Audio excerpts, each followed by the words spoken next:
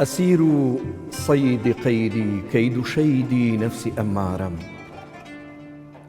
لدست أمار بچارة چیە چارم خوا چارم لە حەفتا تێپەڕیم و حەفتەیەک بۆ دین و بۆ دنیا بەکاری خۆم و کاری کەس نهاتم وەی چ بێکارم چ خۆش وەختێ بوو ئەو وەختەم چ خۆش وەختێ بوو ئەو وەختەم لە گۆشەی بێکەسیدا بوو وەکو هایم لە دەشتی ناکەسیدا ئێستا ئاوارم بەناخون سوورەتی یارم لە سەفحەی سینە نووسی بەناخون سوورەتی یارم لە سەفحەی سینە نووسیوە لە حەشرا وەقتی نەشری نامەکردن من و سیپارم سەراپامی بەرەشکەنجەی عقوبەت گرتووە دەوران سەراپامی بەرەشکەنجەی عقوبەت گرتووە دەوران لەبەر بێدەستیە خەڵقی وا تێدەگەن کە بێچارەم لە جەیبمدا ئەگەر یەک پارە شک نابەم چ پەروام خدا گەر قابلی دیبم هەتا سەر جەیبی سەد پارەم نە شەیطان و نە دەوران و نە خزمانم بە من ناکەن ئەوی نەفسی خەسیسم مەحویە کردوویە دەربارم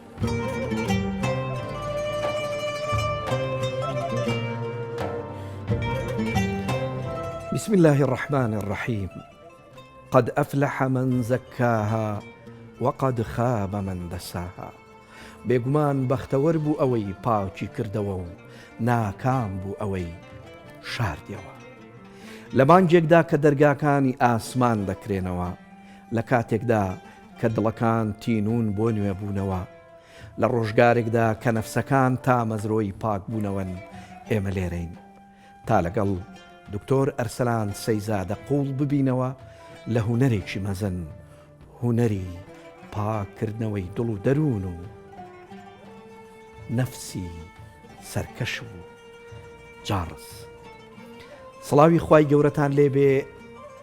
بینەرانی ئەزیز و خۆشەویست ئەم کاتە و هەموو کاتێکتان پڕ بێت لە خێر و خۆشی زۆر خۆم بە خۆشحاڵەزانم کە لە ڕازێکی دیکەی بەرنامەی ڕازی دڵان بە ئێوەی ئازیز و خۆشەویست گەیشتمەوە ومێ دەخوازم ئەم شەو لەگەڵ میوانەکەم بتوانین تاوتوێی ئەم بابەتە بکەین و لە پێش ئێمە خۆمان بتوانین ئیمانمان نوێ بکەینەوە و نەفسی سەرکەشمان هەندێک تەمێ بکەین بە ناوی ستافی بەرنامە و تەواوی بینەرانی خۆشەویستەوە زۆر بە گەرمی بەخێرات دەکەم دکتۆریان یاخوا بە خێربەی سەرچاو بەناوی خوای پەروەردگار درود و ڕەحمەت بۆ سەرگیانی پێغەمبەر عەلەیهی سەڵات وەسەلام من پێشەوەی بچمە ناو بابەتەکەوە چێژی خۆمم وەرگرت لە مەحویەوە هەتا چوومەتە ناو ئەو بیابانە چۆڵە لەگەڵیا چێژی خۆمم وەرگرت من تەبەن زۆر خۆم بە خۆشحاڵ ئەزانم دڵنیام لەوەی لەم بەرنامە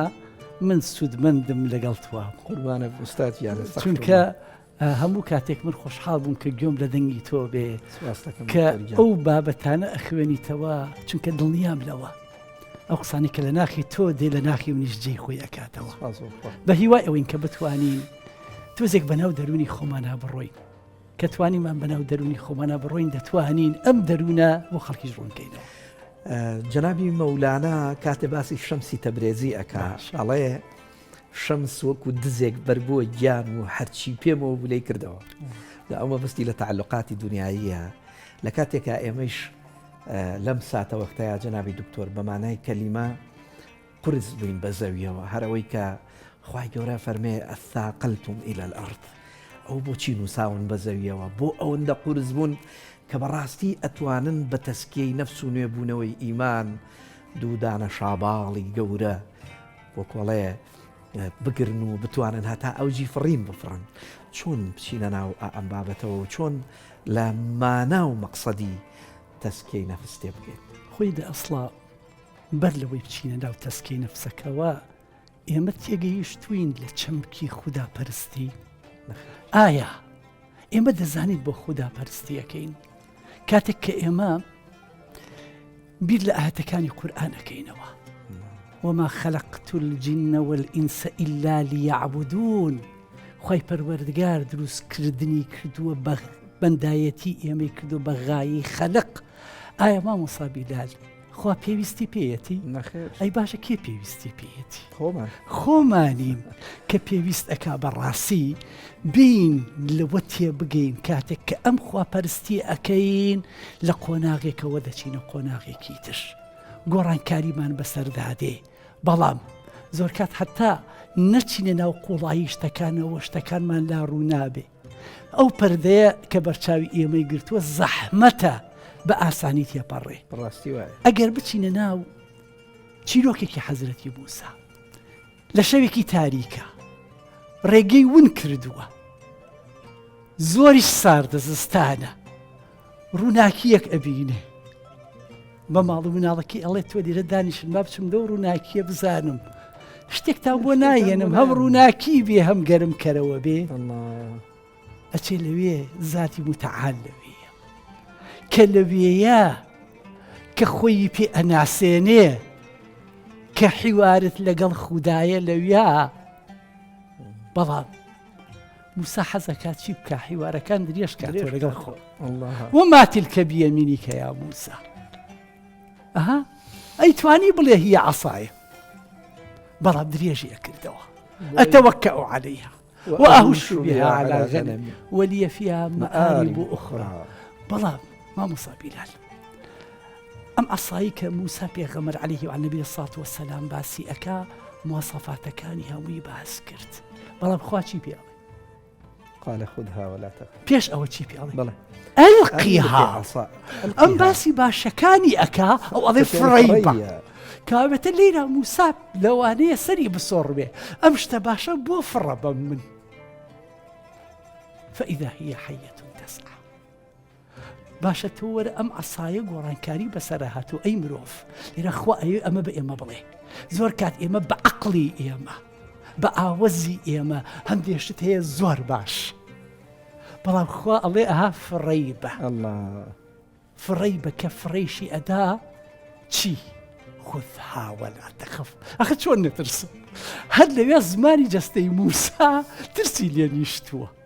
چۆن دەستی بۆ بەرم. بەڵام سەنوعیدوها سیرەتان ئولا. چەند گرنگە ئێمە لێرە ئاوا خۆی خۆمان بناسین ترس لە بینی ئێمە خوا دروست نەبێ مەحەبەت دروست ببێ.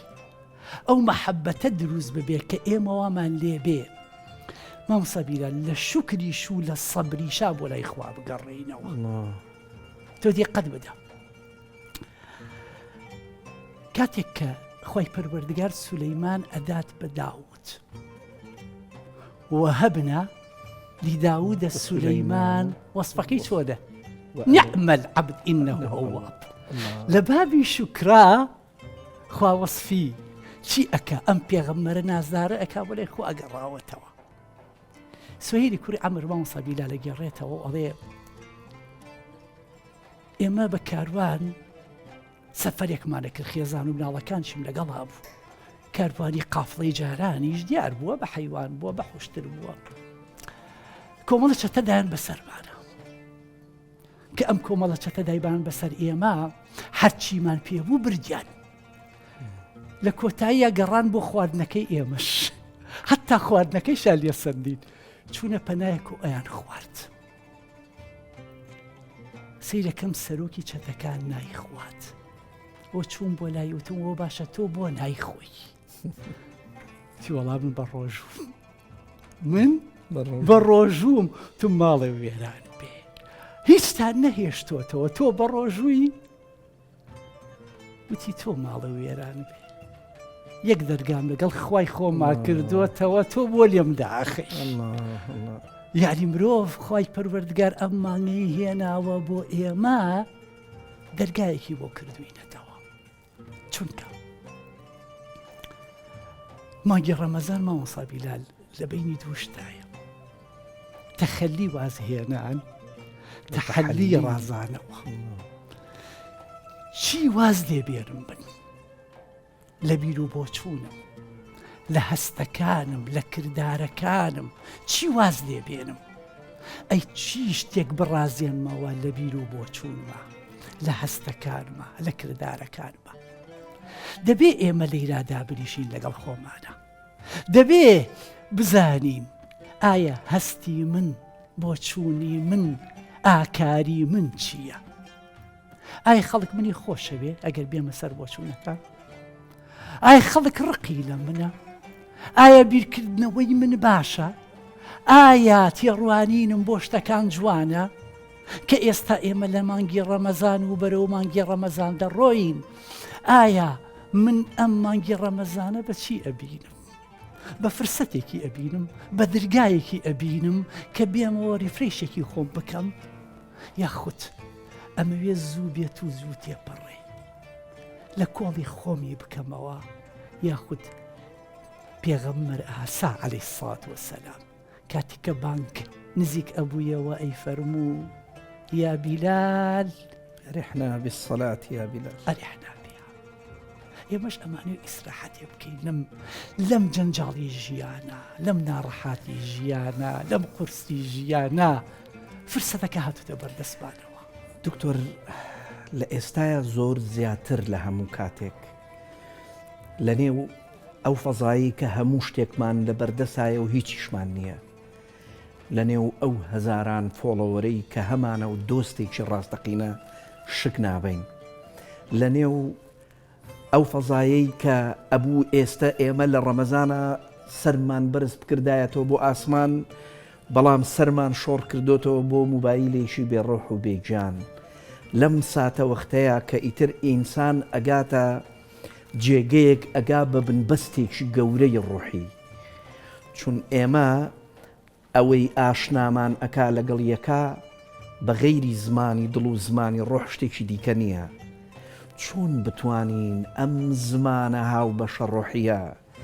ئەو کە شەڕۆحیە لە مانگی ڕەمەزانە کە یەکێک لە ماناکانی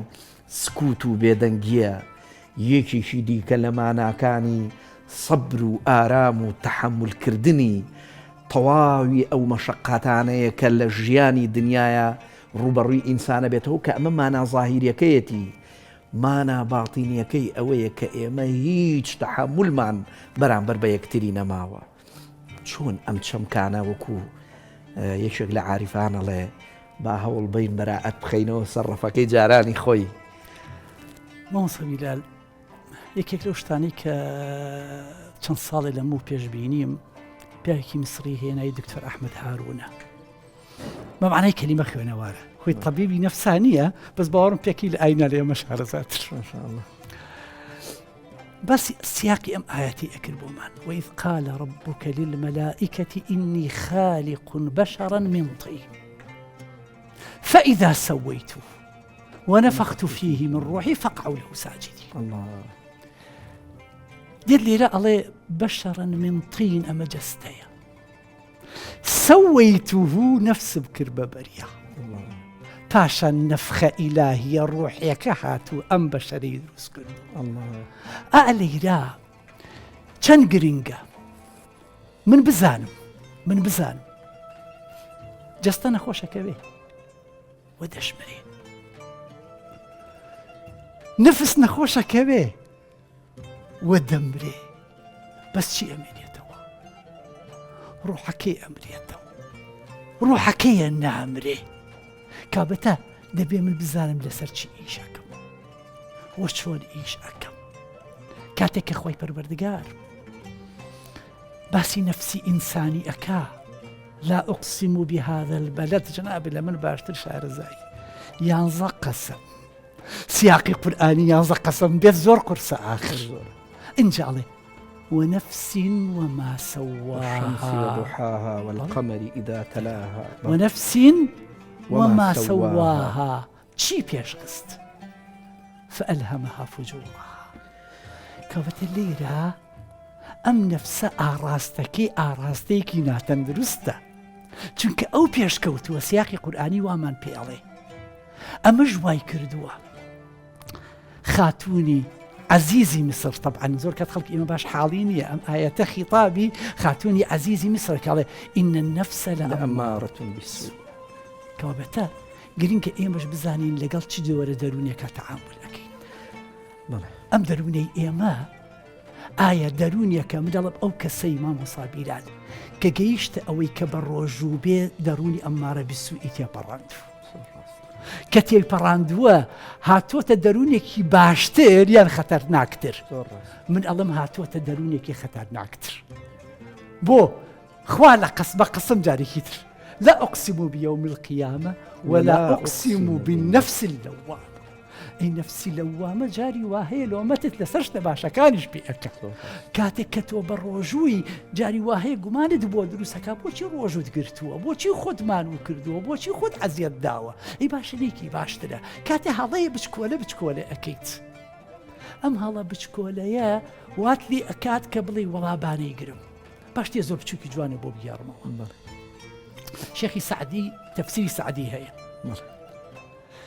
الله كاتيكي زستان بوكو استان بو او هم مشتاقرم كروه هبي بيستي بو دار بكري شو بصاليشا كاتيلا بازار دار كري لو كاتا بيستكا بيا بكريكاري كي جبوي بينيتو بو مالو طبعا شيخ سعدي زور دورني ل 50 كاني سدي بيشواجياو يعني وانا بيبلين زور دور بي كأو كريكاري بو يهنيتو بو مالو ايبات السرو لو كاتا باكت يجري لي کە پاکەتی هێجگەرەی لێ ئەکەوێ ئەگەر من و تۆ بووینایە ئەمان شکار بە بەرشایی کابراوە دوای ئەوەی کە ڕیزی ئەکادارەکە بووی و ئەمی دەسەکا بەگیرفانیە پارەکەی ئاياتێ هەڵێ وا بزانم بەخواش ئەمە هی تۆ بێ پاکەتە هێجگەرەکە ئەویش ئەڵێ والله پێم سەیرە یاشیق چۆن نەوشکان وتی ئەگەر بم شکاندایە تۆ ئەچوی بۆ پارەی ئێستا یاومە پێت پاکەتێکی کەت ئەکڕی کابتە من زەرێکم لە خۆت نەدابێ لە مناڵەکانتم داوە چونکە شتێکم تریان بۆ ئەکڕیتەوە ئەم نەفسە چۆن ئەوا پەروەردەکراوە گەیشت بێتە قەنەعەتێکەوە بگاتە ئاستی نەفسی مطمئینە نەفسی مطمئینە مامۆستا بیلال ئەو نەفسەیە کە ئەتوانێت چی بکە هاوسەنگی لە بینی ئەمارە بالسوء و لەوامە بکە هەرچەندە ئێمە زۆر کات مامۆستا بیلال لە سیاقی قورئانی زۆر ورد نەبووینەتەوە کاتێک کە خوای پەروەردگار فەرمێ یا ئەیەتوها النەفس المطمئینە ترجعی إلی ربکی راضیە ئەزانی قوربان ڕاضیەش جۆرێکی ترە لە نەفسەکان یعنی تۆ مطمئینە تێپەڕێنی بگەیتەتە نەفسێکی ڕاضی بیت لەو خوایی کە ئەم بەشەیاوە بە تۆ ڕاضی بیت لەوەی کە ئەمە بوونی هەیە ڕاضی بیت لەو ژیانەی کە خوا داوێتی پێیت ڕاضی بی لەو قەدەرەی کە جوانە بەلاتەوە نەک دایمە ناڕازی و گلەی و بۆڵەت بێ ئەزانی قۆناغێکی تریشی هەیە ڕاضیەتەن مەڕضیە ئەی چۆن بگەینە مەڕضی چۆن بگەینە ئەو ئاستەوەی نەک هەر خۆمان ڕازی بین بەڵکو ئەویش لێمان ڕازی خوداش لێمان ڕازی بێ خەڵکیش لێمان ڕازی بێ ژیانێکی ڕازیش دروستکەین ئەمە ئەو مەدرسەیەیە کە لە ڕەمەزانە دەکرێت چونکە یاسایەکەیە دەڵێت ئەگەر مرۆڤ بتوانێ هەر شتێک 7 ڕۆژ دووبارەی کاتەوە هەتا 27 ڕۆژ جێگیرە بێرایی ئێمە 30 ڕۆژمان بۆ دانراوە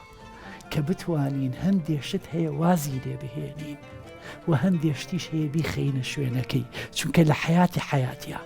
ئەگەر بمانەوە گۆڕانکاری بکەین گۆڕانکاری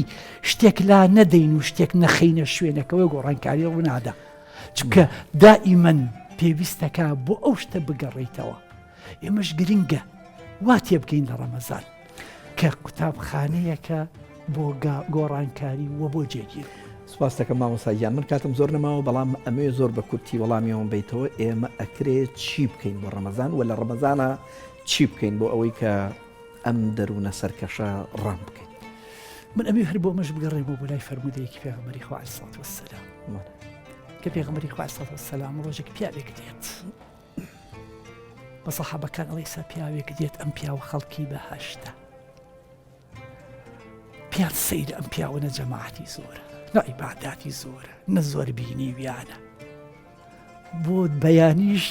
دەڵێت ئێستا پیاوێک دێت خەڵکی باشتە هەر هەمان پیاوە ئەو تا ئیبن عومەر شوێنیەکەوێت تەقتەق ئەدا لە ماڵیان کە ئەدا لە ماڵیان شەوی ئەمێنێتەوە بزانم شەو نوێژی چۆن بزانم چی ئەخوا چی ناخوا بزانم چی ئەکا چی ناکە سیرەکە سادە بۆ بەیانی